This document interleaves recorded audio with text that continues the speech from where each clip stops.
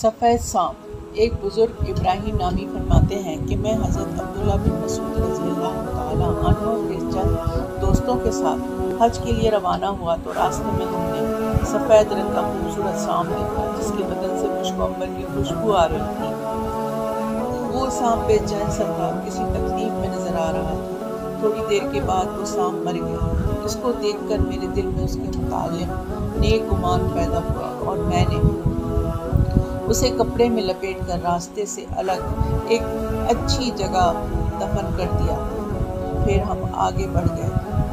नमाज मगरिब से पहले हम एक जगह बैठ गए। हमारे पास थोड़ी देर हुई तो हमारे पास 4 औरतें आईं। उनमें से एक बोली कि तुम में से उमर को किसने दफन किया है? हमने कहा उमर कौन?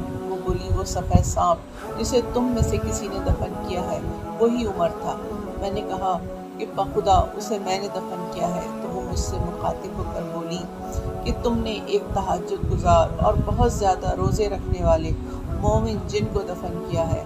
उसने आखिरुज़्ज़मान मोहम्मद सल्लल्लाहु अलैहि वसल्लम की सिफ़ात, उनकी तशरीफ़ आवरी से 400 साल पहले आसमानों पर सुनी थी और ये उसी वक्त नबी करीम सल्लल्लाहु अलैहि वसल्लम पर ईमान ले आया था। मैंने ये बात सुनकर अल्लाह का शुक्र अदा किया और फिर हम मक्का मुअज़्ज़मा में पहुंच गए।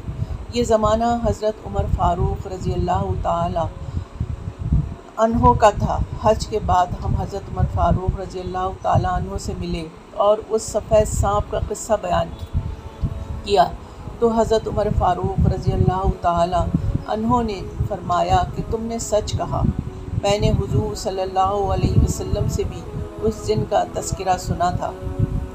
जिनों की कई सौ साल उम्र होती है और ये भी मालूम हुआ कि हमारे नबी हज़रत मोहम्मद सल्लल्लाहु अलैहि वसल्लम की अज़मत और तारीफ़ के डंके ज़मीन व आसमानों में बजते रहे और बजते रहे हैं और बजते रहेंगे।